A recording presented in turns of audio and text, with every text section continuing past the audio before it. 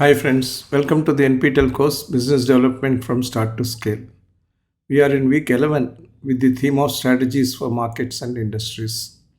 In this lecture, the 54th in the series, we discuss the topic of mature industries and declining industries. Mature industries are those that have had rapid growth and have since transited to a phase of slow growth.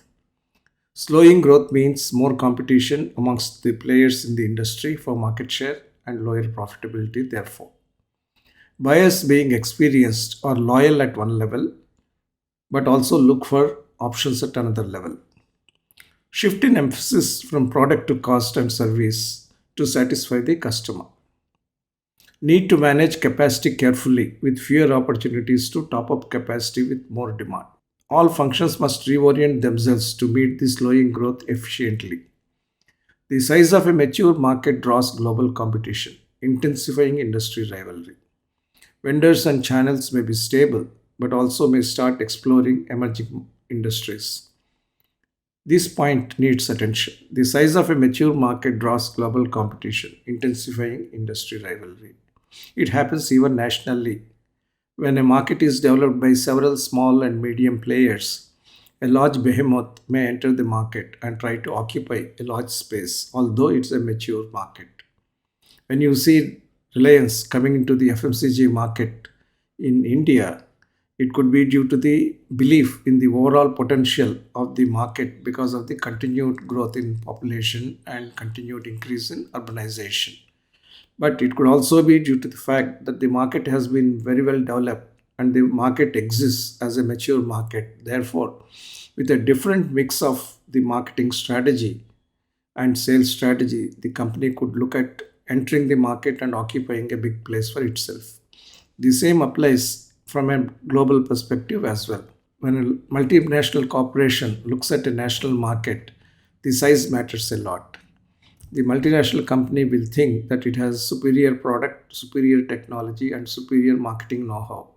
And the question for the multinational corporation, therefore, is why not I enter this mature market in India, which is looking for a change, which is looking for a choice.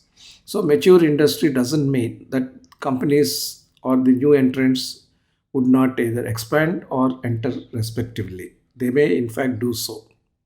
And that is the hallmark of mature industry. Stable competition with occasional spikes in competition, and therefore more competition and jostling for market share and resultant lower profitability. A mature industry that has seen consolidation will provide sustainable, stable returns, whereas a mature industry with aggressive competitors may lead to low and declining profits. What are the strategies for mature industries? In periods of rapid growth, strategic adventurism and operational inefficiency are covered up. Industry maturity, however, serves to separate efficient players from the rest and expose strategic sloppiness. Firms in mature industry would have to follow one of the three strategies: cost leadership, focus, or differentiation. Firms in the industry have to choose between the three generic strategies to compete effectively in the industry. Trying to be everything for everyone may not help in the mature industry setup. There are many options for firms in the mature industry. However, they must be willing to go deep and broad along the strategic option chosen. A firm in the mature industry that follows cost leadership has to follow an array of cost management options: product mix rationalization, correct price recovery, process innovation and design for manufacture, serving existing good customers more rather than winning new customers, buy cheap assets and build capacity at low investments, compete internationally, that is, get into markets where you have not been present. A mature industry forces firms to choose between the three generic strategies to compete effectively in the industry. A mature industry has two types of cost curves: one that enables volume and cost leadership, one which is based on specialist and short lot production. Let's plot the cost curves on the volume and unit cost parameters.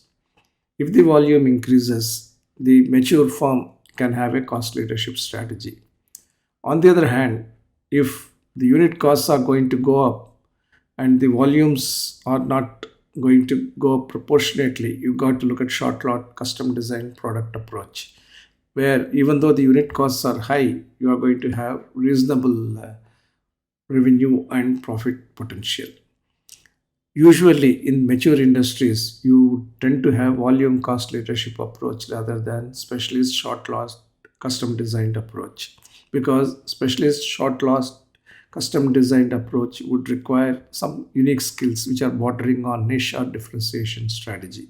The circle which you see, wherein the two curves attempt to cross each other, is the circle where the strategy has to be fine tuned. Which way one should go is the strategic dilemma that a mature firm would face at that point of time.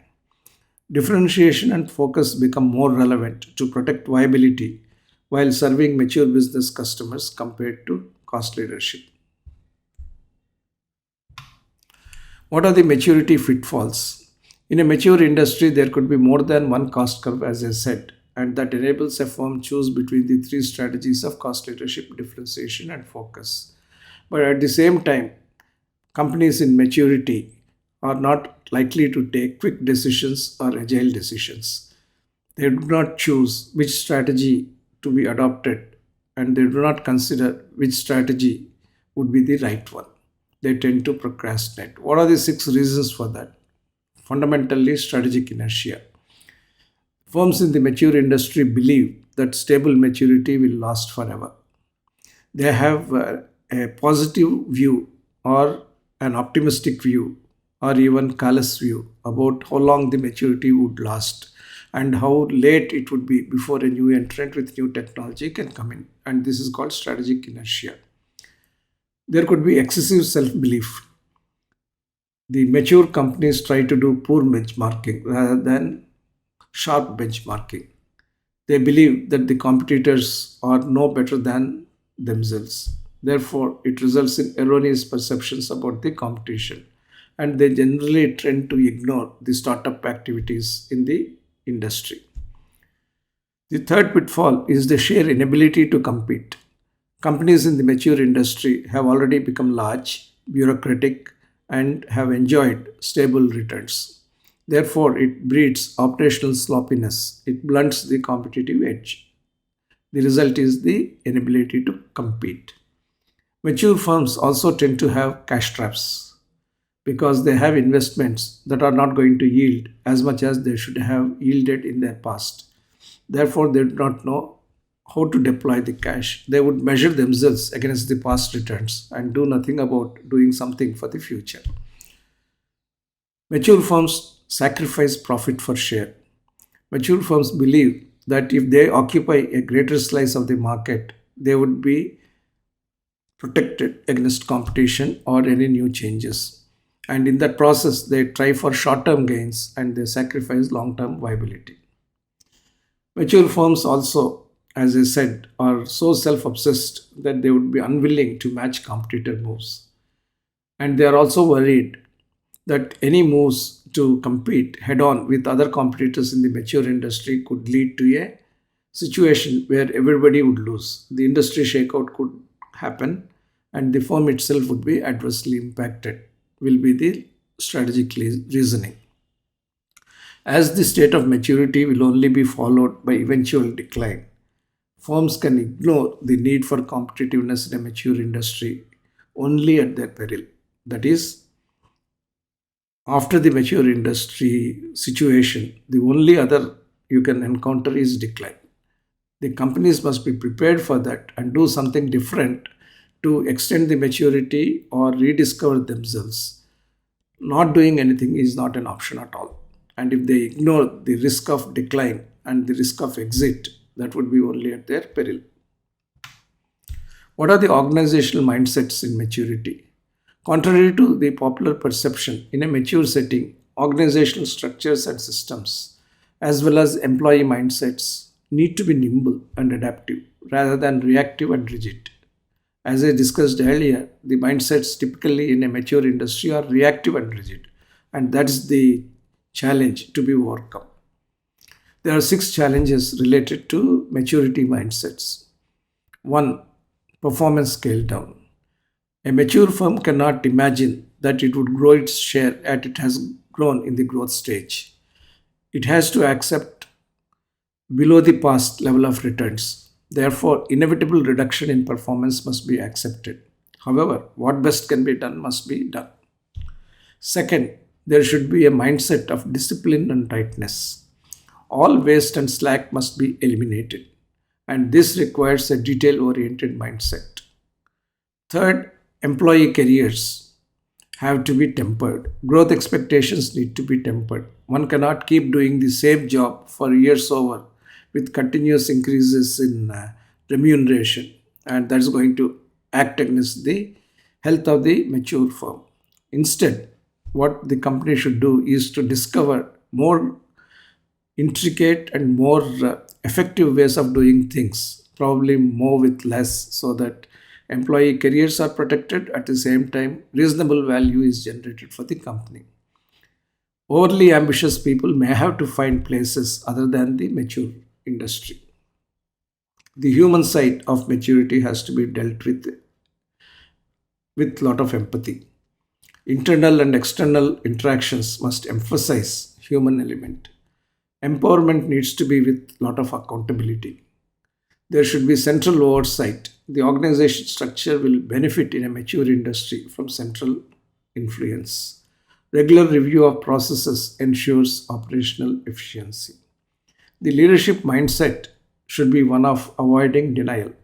Leadership should be aware of the maturity nature and the inevitable decline phase that could come in. So, denial syndromes must be eschewed. Continuous improvement must be a way of life. For a firm in a mature industry, the need is one of mindshift change towards the future. How do you do business development in mature industries? Business development in mature industries must make the company competitive and future ready. There are four ways in which you can undertake successful business development. In mature industry, you would be at the other end of the M&A equation, and that could be the terminal decision to take. But before that, there could be a few other options that should be exercised by the strategist and the business development person. First, you must learn to integrate a startup culture in the company for reinvention of the business and reinvention of the operations. Better still, if you are able to integrate a startup in your mainstream operations, you should do that. So, having a startup within yourself with new technology, new approach, or having a startup culture for reinvention would be the ideal first step in making the mature firm become more agile, more nimble, and more capable. However, while doing so, you must ensure that the maturity mindset that exists in the company, which I have alluded to earlier, is modified. The mindset should be one of encouraging the startup to find its true home in the mature setup. The second aspect is to pursue one of the three applicable generic strategies, that is, cost leadership, differentiation, or focus. Mature industry means the customer is already exposed to a number of product features, number of product functionalities. The customer is aware of various brands and products. The customer is also loyal for certain products and certain brands.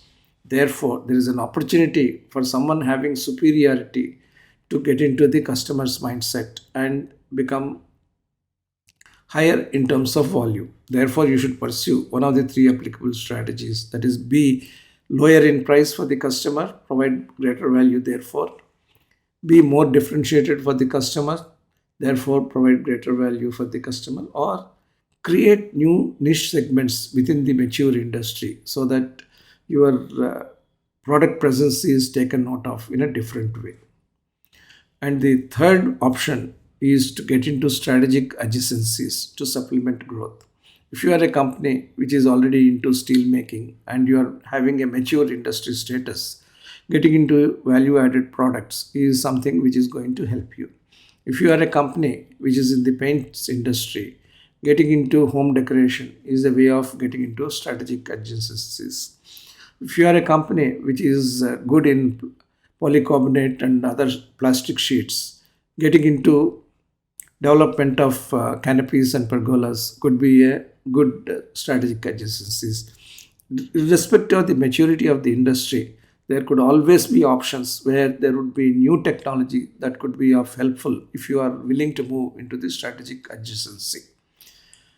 The fourth option is to visualize and enter into new emerging industries. That is, you are making yourself future ready by taking on diversification or expansion into newer emerging industries, and that could include industries which will be in presence in the marketplace day after tomorrow, or industries which would be available for the marketplace only several years later.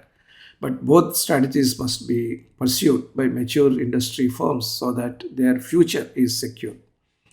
For a firm in a mature industry, therefore, the need is one of foreseeing and preparing for a new future.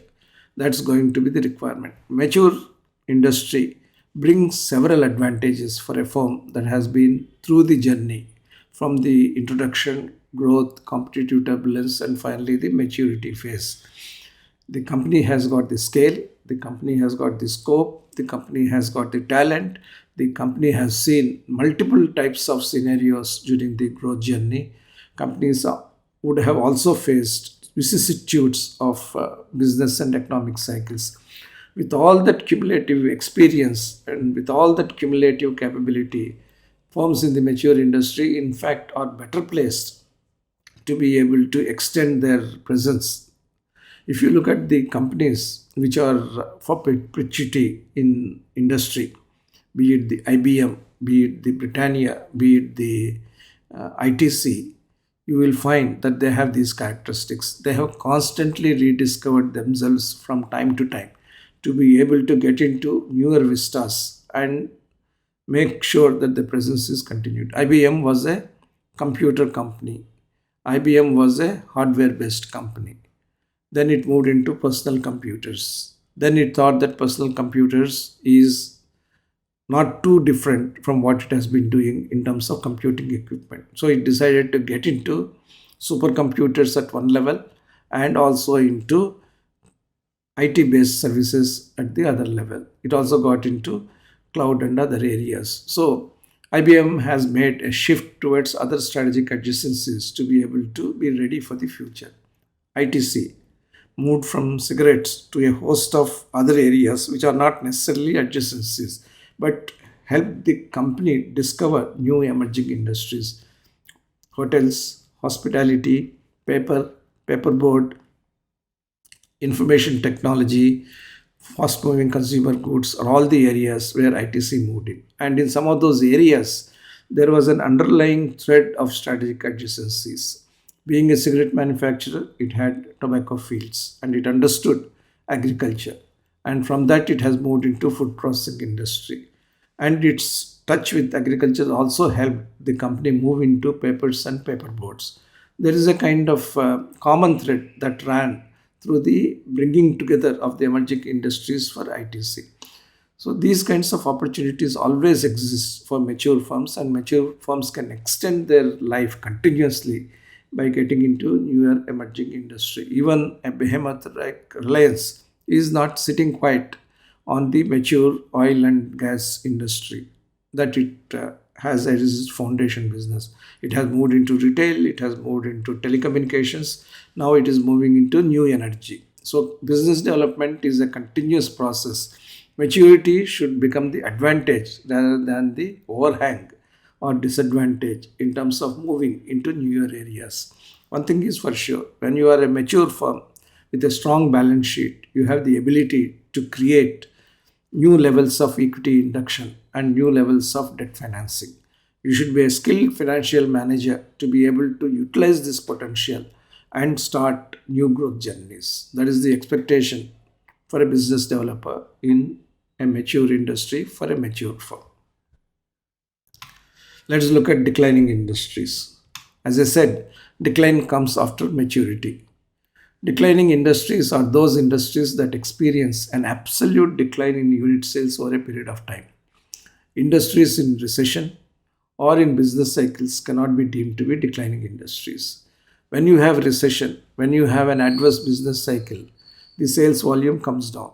That doesn't mean that it is a declining industry, because once the recession is over, the volume will go up. Declining industries are those industries where there is a continuous decline in volume, profitability, and there is no potential whatsoever of the volume again picking up. So, what are the characteristics of declining industries? First, shrinking margins. The per unit profitability keeps on going down. And if you are having a portfolio of products in the same business, some of them will even be loss making. Many of the products will be below the economic volumes. Many of the manufacturing lines will be operating well below the break even points. These are all the characteristics of a declining industry and a declining firm in a declining industry. Therefore, what the declining industry based companies do is to prune the product lines. Product portfolio model advises exiting from declining industries, and as a first step, companies try to get rid of unprofitable products and try to shore up their finances. Declining industries are also characterized by an inability to market themselves anymore. They do not invest in slower negative growth, unfavorable markets. If you have 8 or 10 markets on which you are focusing on, you would measure yourself on the relationship between expenditure and the revenue. If that is adverse, you would like to avoid those markets, avoid those product lines.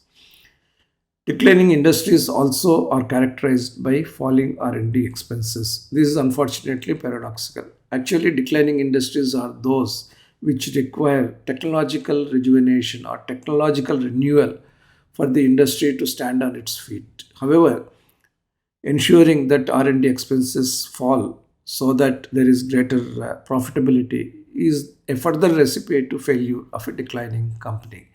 So, but these are the characteristics of a declining industry and a declining company.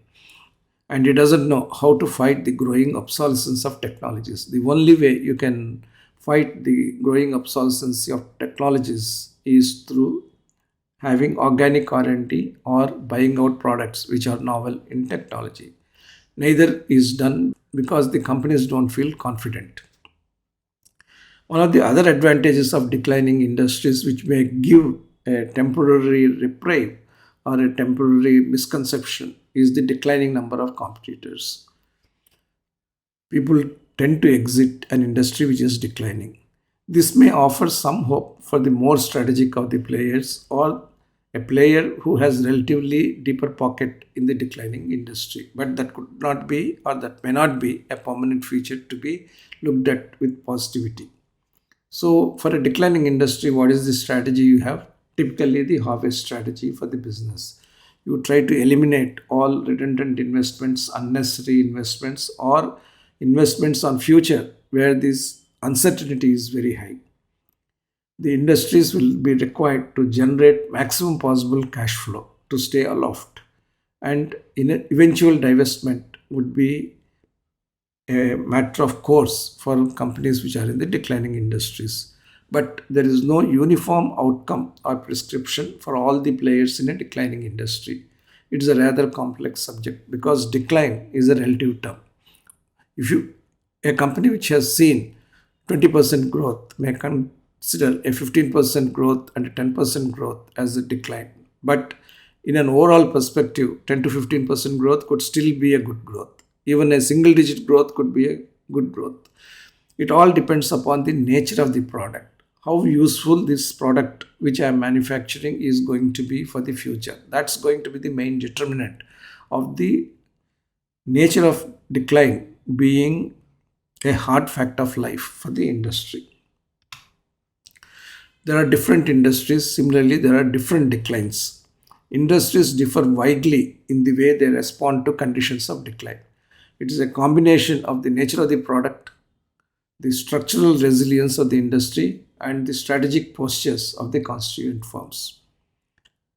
An industry such as automobile will not be easily into decline because structurally the industry is very strong, the ecosystem is very well set, and the product which serves the mobility need is required as long as humanity needs mobility, as long as the economy needs mobility. So it is an essential industry of sorts.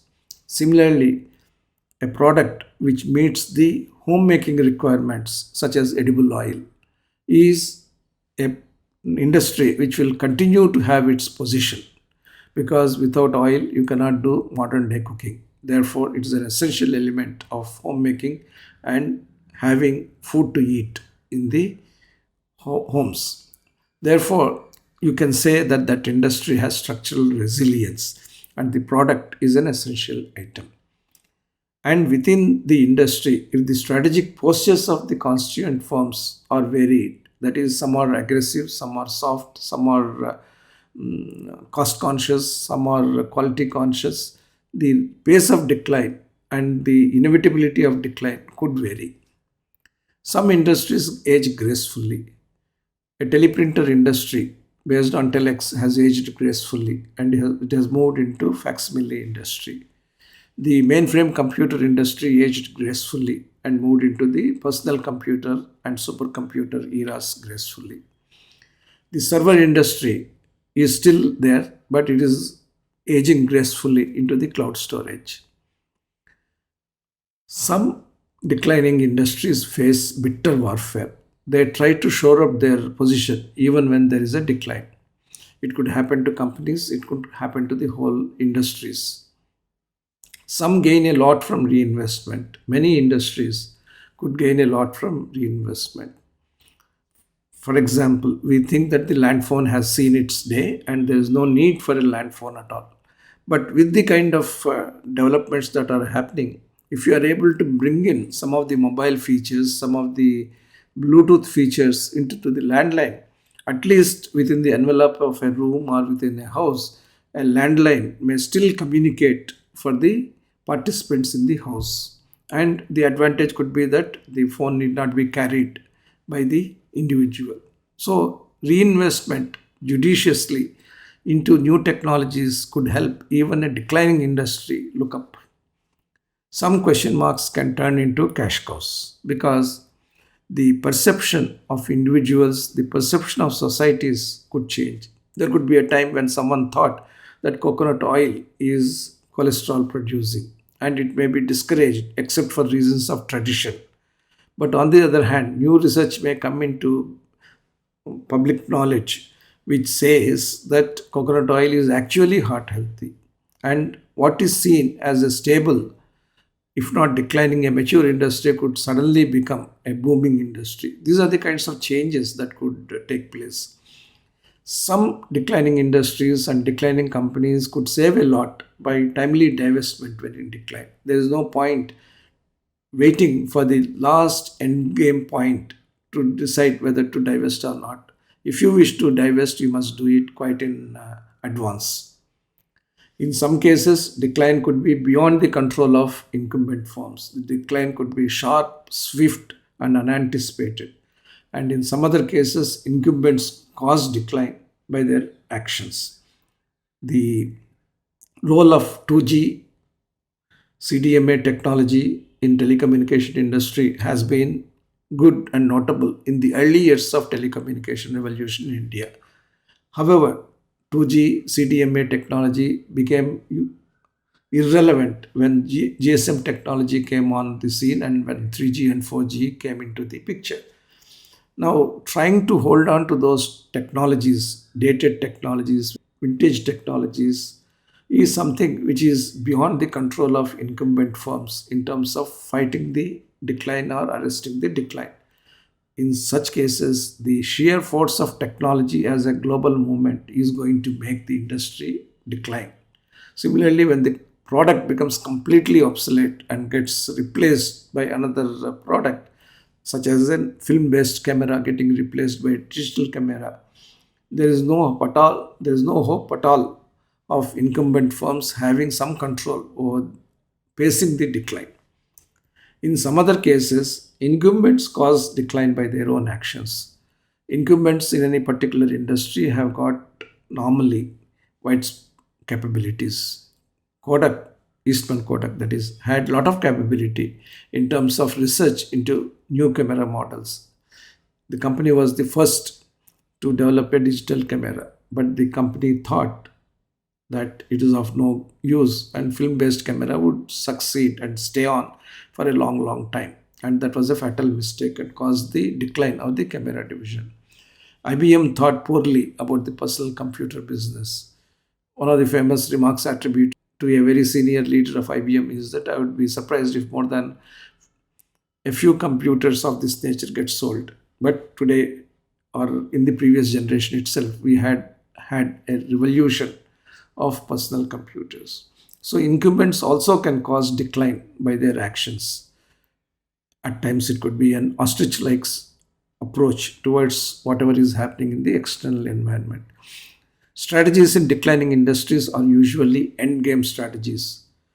Rarely are those in the nature of revival strategies. For every one revival that could happen in a declining industry, there would be 99 cases where the decline has led to a terminal exit. There is possibility for an industry which is in decline to have some products that would see rebirth at some point of time in future. Example, radio. Radio obviously has lost its relevance through transistors and later with semiconductors and other consumer electronics devices. However, radio as a form factor has the ability to reposition, reinvent itself, and incorporate the best of the latest technologies. So it comes back partially into life. Nano may have failed as an internal combustion engine based automobile, but it has got all the potential to come back as an electric vehicle, as a light electric vehicle which is smart and cute for the young generation or for the elders. It may even extend itself through autonomous technologies. So, what is under decline need not necessarily be permanently shut out of the entire industrial space. With some wisdom, with some innovation, they can even come back into life. But for every one such case, the companies which will go into terminal decline would be many more. Exit barriers keep firms competing in a declining industry. That is, even though companies perceive that they are in a declining industry, they don't move out, they stay on, they jostle for space, they compete against one another because they have these exit barriers. Even though they earn subnormal returns on investment, they don't know how to get out of the industry, or they don't have the strategic willpower or strategic strength to move out. Because if you want to move out of an industry, you got to take strong decisions of shutting down facilities, selling the facilities, understanding what to do with the cash that you come, how to explain to the stakeholders. These are all the issues that a strategic leader faces when faced with exit. So let us look at what are the conditions of demand and what are the causes of decline. The conditions of demand could be uncertainty. The condition of demand could be rate and pattern of decline and the structure of remaining demand pockets. When you are analyzing the need for exit, you have to look at all the three: the uncertainty of the product line, the uncertainty of the demand for the product line, and how steep and how sharp is the fall. And if some demand is still remaining, what is the structure of the remaining demand? Is it that somebody else who is in an informal sector undertake that demand and fulfill it, or you need to be present to fulfill the demand? And what are the causes of decline? Is it because of new technology coming in and sending out your technology? Is it because of the demographic needs modifying themselves significantly? Or is it because the consumer doesn't need the kind of product which you supplied earlier? Today, when certain products are associated with certain healthcare issues, there is a shift in consumer demand towards products which are good, healthy choices, and that could cause a decline in the industry. So, you got to look at endgame profitability, vulnerability of the remaining pockets to substitutes and suppliers and channels, the kind of mobility barriers that exist, and finally protect the remaining firms from the attacking substitutes. This all is an industry play. The rate of decline and the scope for divestment or dissolution in a declining industry is determined by exit barriers. Why would you sell anything in an exiting situation? You will sell not because somebody wants to come in and make a better sale when you yourself could not do a good sale in that industry. Usually, parts or pieces of your business or your facilities, your campuses would become relevant for some buyers. So, you get partial value for whatever you have developed. But bankruptcy doesn't mean that you are in exit. For example, Urban Ladder was in difficult situation as a furniture company, a startup. It got sold to Reliance through a fire sale mechanism.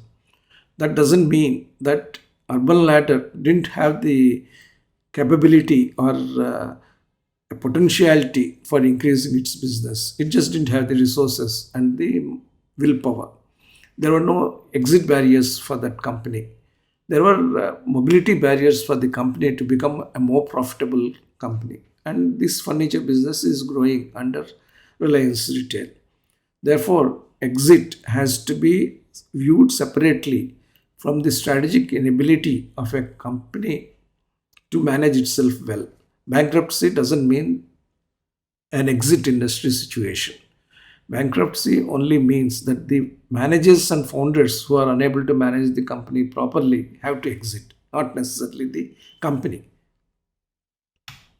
What are the strategic exit barriers? There may not be any economic exit barriers for a business, but a business may find it to be present due to strategic issues.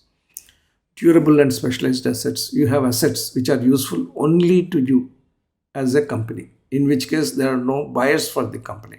So you would try to use those assets as much as possible and try to earn whatever money you could have.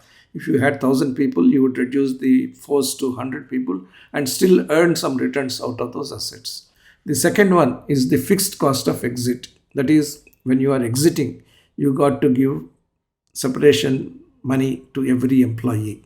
You got to fulfill all statutory dues. You have to repay all the bank loans that you have taken. So there are some fixed costs. So the tendency will be to keep the machine running as much as possible so that you don't have to face the one-time fixed costs of exit, and that becomes even more applicable when you don't have a ready buyer to take the assets. Then there are strategic exit barriers, which are in terms of three aspects. One, interrelatedness. If you exit a business, you are going to be seen as a failed company. And if you are having a portfolio of businesses, although one business makes little sense and you need to exit, you won't exit because there is interrelatedness in all the businesses, particularly if one is providing a material input for the other business. Second, your exit may have an impact on your credit rating or how banks view you. Your credit rating may improve under certain circumstances because you are removing the loss making arm of you. But if the exit is due to your management or mismanagement, then the financial markets will look at you in a different way. So that may affect the access to financial markets. And you cannot exit if the whole business is in vertical integration mode. So you are having, let's say, raw material mining, you are having materials manufacture, then component manufacturer, then finally the end product manufacturer. You may not be able to easily exit the material mining sector because that is strategic for your entire value chain. As long as your end product is doing good, you require materials. You only need to buy a buyer so that the economics in the overall for your value chain are better. So those are the strategic exit barriers or exit considerations. There would be information barriers. That is, you think that the industry is exiting, but you are not aware of the newer things that are happening in the industry, newer things that are happening in the marketplace, and you make a misguided decision. And that is what's called information barrier. Then you have managerial barriers. That is, managers turn around and say that we can make this business profitable, or managers misguide the leadership in terms of the potential, or there could be managers on the other side of the buying spectrum who could try to drive a very hard bargain. So these are all the barriers related to exiting from an industry. There could be emotional barriers. If you have built an industry through all the stages of growth and maturity, When you come to the declining stage, you will have emotional barrier that will stop you from exiting. You will try to hold on as long as it is possible. Then there would be government barriers. Not all governments encourage instant exits. They would like the companies to retain employment by trying out as much as possible. So there are seen and unseen regulatory barriers towards exit. Then there are social barriers. As a founder, as a promoter, you will be labeled as a failure within quotes if you close down units or you sell the units. Therefore, people tend to hold on as much as possible to running of a declining unit. Then there could be imperfect information related to asset disposition. There may not be a well developed platform to sell assets. In that case, also there would be an exit barrier. But today, with several asset reconstruction companies coming into play and with several bad banks also coming into play, let's hope that there would be a positive, open, and transparent mechanism for disposition of assets so that the assets will go into the right hands and those can be leveraged properly outside of the exit constraints which industries and managements could have. The exit barriers, therefore, are both economic and non economic in any industry, and more so in a declining industry. There is also going to be high rivalry in a declining industry. The most important feature of the declining markets is the volatility of rivalry, especially when the firms engage to seek a higher market presence rather than stay viable. This warfare increases with one or more of the following characteristics of a declining industry.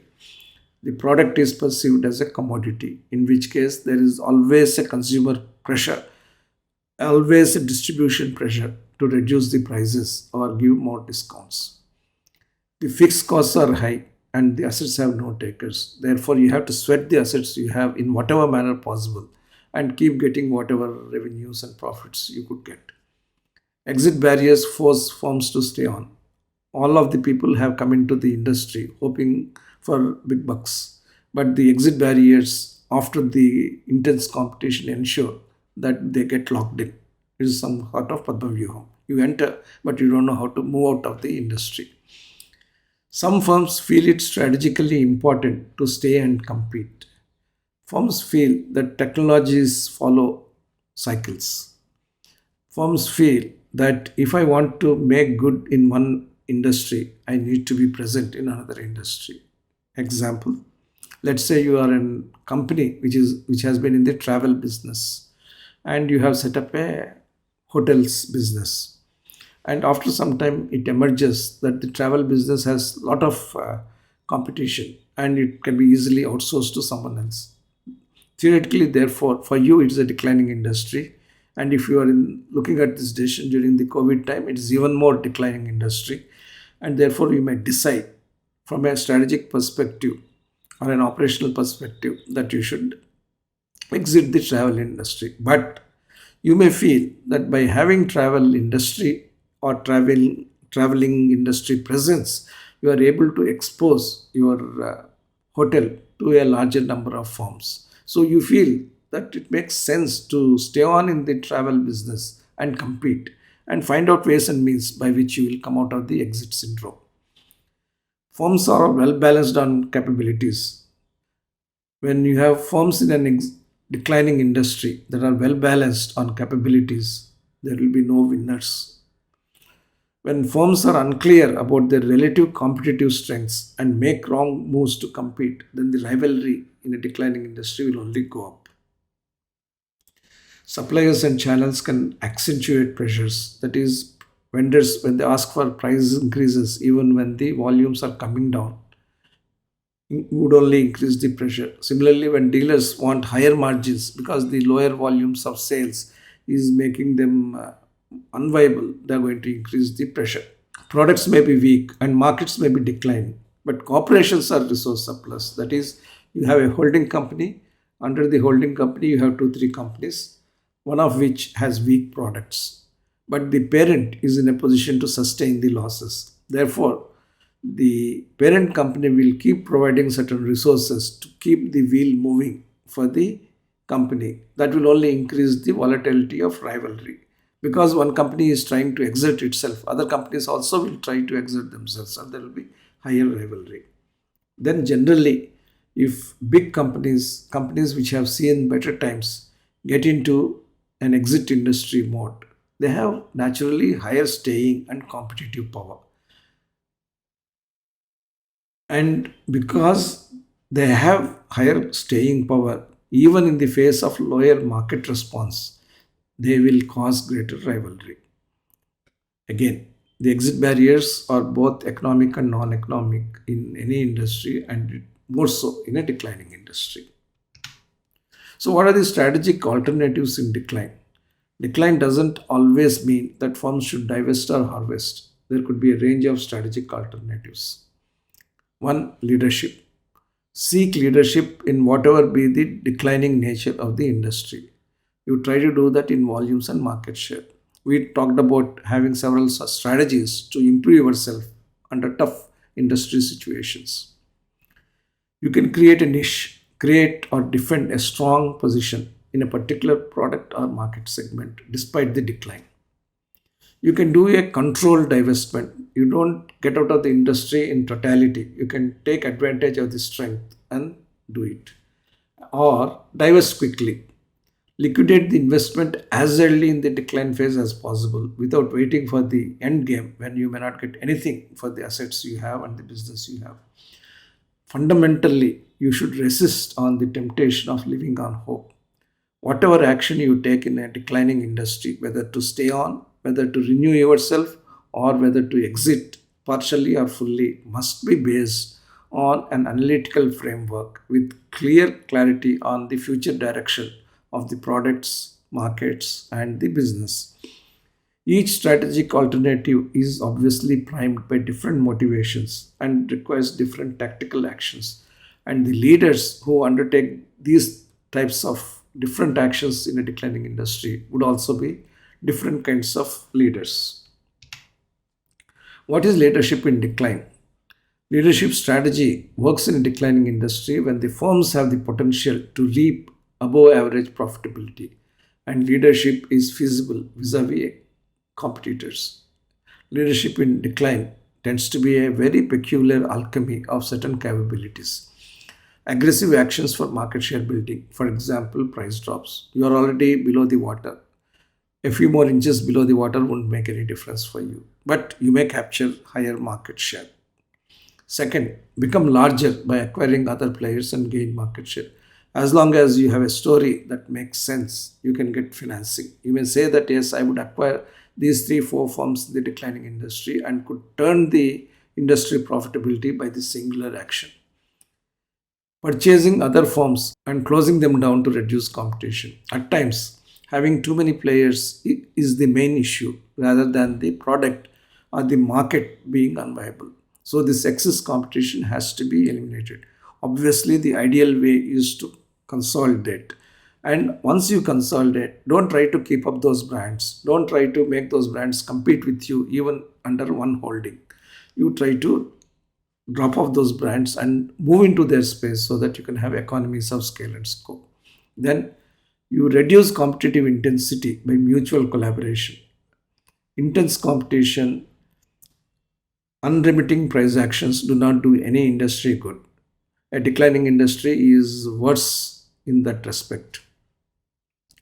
Make strong statements on staying on in the business to deter or discourage other players. As I said, rivalry could be there for several reasons. Unfortunately, even in a declining industry, some people may enter for lack of proper information. You should make strong statements on staying on in business so that you don't encounter any more competition than you are having. And if somebody has to move, it is the other party rather than you out of the industry. Demonstrate strong competitive actions by playing on strengths resolutely. That is, you walk the talk. Disclose credible information to reduce needless one-upmanship. While cartelization is bad, in the case of a declining industry, people should put all the chips on the table. When I say people, leaders of different companies must put all the chips on the table, discuss as an industry, discuss with the government authorities as a combined body to understand what needs to be done to revive the industry. And if it is possible to do so, the government will certainly support. Raise the stakes for other firms by aggressively investing on new products. That is, you are part of a declining industry, but you have decided to stay on in the related overall industry, and for that you can keep making R&D investments. So, how do you reduce competitive intensity? You collaborate to reduce competitive intensity. You co brand. You develop and manufacture with common facilities. You have shared sales force.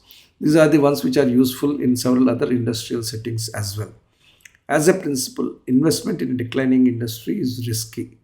The eventual end game will be to harvest and divest. But how do you protect, how do you circumvent, or how do you rejuvenate is a case by case choice and also a leadership mindset decision. Can you have a niche in decline? A niche in a declining industry aims at working on the strengths to earn good returns without destabilizing the industry. For that, you should be able to identify a market segment or a product segment that maintains stable demand or declines slowly, but also has structural characteristics of high returns. Let's say you have issues in your overall hotels division, and if you have hotels which cater from budget to luxury, you got to identify the right kind of market segment which will continue to grow. You may have a good product market segment balance in one or two such product market combinations. You should pursue that with alacrity because it will have structural strengths and provide good returns. Once such a niche is found, you've got to take relevant actions from the leadership strategy point of view. You should reduce the exit barriers for the competitors or reduce the uncertainty of the segment by following some positive policies. However, if the industry is a declining industry, even with a niche strategy, you may have to do harvesting or divesting at point of time. It only postpones investment. Therefore, the decision making is always tough in declining industries. Should I keep pumping good money after bad money, or good money will overcome the negative effects of bad money and will produce a net positive result? So, these are the choices which come with wisdom and analysis. But in general, niche has better return to investment ratio in a declining industry situation if you are able to position yourself appropriately. Should you do harvesting in declining? That is, sell off the product completely. In a declining industry, that is the logical normal course. I also said that exit is inevitable in any industry. Harvesting aims to minimize investments and maximize sales through a number of actions. You reduce the number of models, you reduce the number of brands, you sell off some brands to others, you reduce the number of channels. If you are an omni channel company, you try to make yourself available on fewer channels, eliminate channel inter channel competition, you eliminate or avoid small customers, you focus only on key account management, you reduce the service levels. You have been supplying to a distributor within 12 hours of getting an order. You try to do it when you can aggregate the products and then supply. You reduce the new investments, you cut down on facility maintenance, you leverage the strengths whatever you have as a company and reap the benefits of goodwill. That is brand based resurrection you can try to do. Admittedly, some of these things will have also negative impact. That is, if you try to reduce the service level, you try to lump all the products for better logistics cost, you may be actually worsening in terms of the customer affection. They may say that this company is already declining but doesn't care to serve me properly. Therefore, your demand even may go down further. Similarly, if you don't take care of small customers, there could be a ripple effect and they may never return to you later. So some of these things are in terms of reducing inventory, increasing delivery time, reducing spare parts inventory, reducing speed of repair, reducing sales promotion and sales assistance. Whatever you do by way of reduction must be compensated by means of effectiveness in how the organization meets that situation. We must also keep in mind that not all declining businesses are going to be readily harvestable. Every business will require some basic residual strengths that can be leveraged. Other competitors should not be interested in bitter warfare. Then only any asset or any brand can be taken in the harvesting mode. And some businesses, unfortunately, are not suited to any expense reduction. That is, let's think of yourself as a showroom for Mercedes Benz. You have to have certain capabilities as a showroom and certain processes as a showroom service center for Mercedes Benz cars. Those cannot be eliminated. As long as you are in the business, you have to have those kinds of infrastructural and capability factors. And you have to therefore decide whether I will be in this business or move out. You can't cost optimize those businesses and try to stay on. For a harvesting strategy to be successful, the strategy must be visible to the customer and the benefits must be experienced by the customer. Harvesting at times may also provide a false sense of comfort to the firm. It may keep the decline happening in perpetuity because you have 10 products, you are harvesting one product after another product. Probably you are having yearly cash flow met because of that. And without knowing, you are losing all the 10 products over a period of time. On the other hand, if you take decisive action on the entire product portfolio, you may be getting better returns and also investing more wisely in something which caters to the future. Now let's look at divestment in decline. Divestment strategy seeks to maximize the net investment recovery in the business by selling it early in decline, rather than hoping to increase its value by any of the other three strategies which I mentioned and losing valuable time in the process. Selling the business early maximizes value. Quite possibly, a new owner can turn the business around. Selling the business early may lose potential value too because of misinformation. Maybe you are making a wrong decision, in which case, when the demand recovers, the product would have been meeting basic needs and you have lost that opportunity. Sometimes selling before decline sets in is better. Many times, promoters, founders, company want the maximum possible value whenever they feel that there is a decline.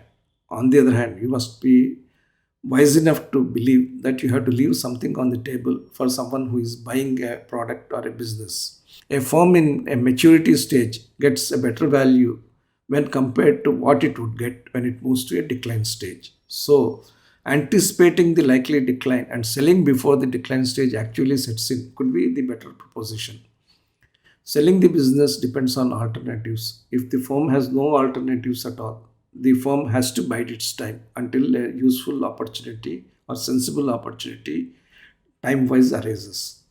The biggest need for divestment is when technology is on the decline and needs huge investments to revive. And disruptive technology is on the cards and new entrants are coming in with the new technologies. Then the writing is clearly on the wall that you are going to be completely obsolete technologically and commercially. Divesting too early may impinge on image and goodwill besides relationship. Divesting late may also worsen these things. Timely divestment may help the firm preserve these. Therefore, leadership task here is as important as the leadership task in a growth environment as well.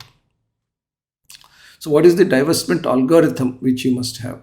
Divestment is the final arrow in the armor. It has to be used with due consideration of all the factors and outcome. Here is the algorithm. First, confirm the declining nature of the industry. Answer the following four questions. Collapse of the market is due to shifting needs? If so, assess the cost of reviving the market. Is the collapse of the product due to technological obsolescence? Then assess the cost of improving the product. Or a new need product match is coming up? Assess in such a case if the company is equipped to invest for this. Are there some residual pockets of strength left? Assess which of the four strategies will work. When you do this assessment, compare the costs and benefits in each case. Assess the relative industry and firm positions and select one of the four strategies. This divestment algorithm has been developed by me and it is going to be a very useful algorithm for managers and leaders facing the divestment dilemma. Divestment by and large is one way street. Companies must therefore consider all eventualities before taking a decision to close down a business. But this decision may not always be an economic decision. That is something which is to be thought about clearly by leaders. Divestment is also about others. A divestment decision cannot be taken singularly by a firm with reference to itself. It is like a stock market transaction or any other commercial transaction. You have times in the stock markets when there are only buyers and no sellers. Similarly, there are times in the stock market when there are only sellers and no buyers, which means that two parties at the minimum are essential for a transaction to take place. Same applies itself to divestment. It is like a strategic game. Let's look at an industry structure for decline, which has favorability supporting it, and another option is unfavorable nature of industry structure for decline. Let's look at the strengths of the company relative to competitors, which could be favorable in respect of certain pockets after the exit. And a good situation could be there where there are no strengths, even with reference to the remaining pockets. If the favorable industry structure for decline exists and the company has strengths relative to competitors for remaining pockets, you could pursue leadership or niche. In all the other areas, depending upon the relative favorability and unfavorability, you have to harvest or divest based on the situation. Only in one case, probably, you can have a niche position, particularly if you have strong strengths in the remaining pockets. If some of these strategies are executed well, they may signal to other competitors that there could be better ways for them by moving out of the industry rather than staying in the industry. If a leader exists for whatever reason, even a declining industry may offer some potentials. Let's think of an industry where the concentration has been in terms of one player having 50% market share and all the others having, let's say, 20 of them having minuscule market shares. If the market leader decides to quit the market, it is actually a good sign for the rest of the people, although the market and the industry have been on the decline. So the parameters change from time to time, but the leadership choice is important. There are also several pitfalls in and preparation for decline. Many times the declining situation worsens because the incumbents fail to understand the pitfalls. Understanding the early signs of potential decline and the right responses helps. Again, this is a paradigm I have developed especially for this course. The pitfalls in decline are failure to recognize the decline, embarking on a war of attrition, and harvesting without clear strengths. Failure to recognize decline happens when you stay in the zone of comfort, unable to foresee the changing trends. You embark on a war of attrition when you overestimate your own competitive strength and underestimate the competitor's strengths. You harvest without clear strengths when you have poor understanding of the harvesting situation. Also, if you have misinformation. Also, if the cost and service minimizing harvesting could further impair the brand image. Instead of that, we should prepare for decline in a very smooth, seamless, and well thought out manner. First of all, minimize investments in fixed assets that may raise exit barriers. That is, you should not get caught in a situation because of the high fixed investments, the company is not able to move kind of syndrome. You emphasize segments that will be resilient even in decline. So, general purpose machinery will any day be better than special purpose machinery. If there is an automobile company which has only machining centers, if the product line changes dramatically, the whole thing needs to be retooled at a very high cost or even disposed of. On the other hand, if you have unit production machines, that is, you undertake a simple operation, then you have a lot more flexibility to look at different types of product lines. So, you do those kinds of activities. There is emphasize segments that will be resilient even in decline. Avoid harvesting without clear strengths. Therefore, to make it a holistic paradigm, a company should have a policy of relating investments to markets and technology on a regular basis. Micro segmentation in an industry state of maturity will help identify relative resilience. Harvesting should never be attempted at the cost of customer satisfaction because that will only deepen the crisis for the industry or the firm. Usually, decline is the culminating stage of an industry life cycle. Firms must start preparing for it from the time the industry transitions to a state of maturity. It is like succession planning. The moment a manager becomes leader, Good companies try for succession planning for the leader himself or herself. That's how good corporations stay for perpetuity. Similarly, when you enter a stage of maturity for your product and for your business, it signals also a time for looking at potential decline and potential ways by which maturity can be extended with better profitability, better technological rejuvenation as much as possible in for the future. So, how can you do business development in declining industries? It must work keeping in mind the BCG matrix or the GE grid. Take a deep look for any residual hidden gems within the declining portfolio. Explore alliances and such other options to reinforce the business. Look at partial monetization to shore up finances. And consider total exit through divestment when all the other three options do not work out. Declining industry often requires hard choices to be made by the leaders and business developers, and that brings out the strong willpower, capability, conceptual clarity, analytical acumen of the leaders, and their ability to separate emotion from facts and objectivity also matters a lot. So, divestment or managing decline is a strategic challenge for business developers and strategists. So with this, we come to the end of this lecture. Thank you for your attention. Hope to see you in the next lecture.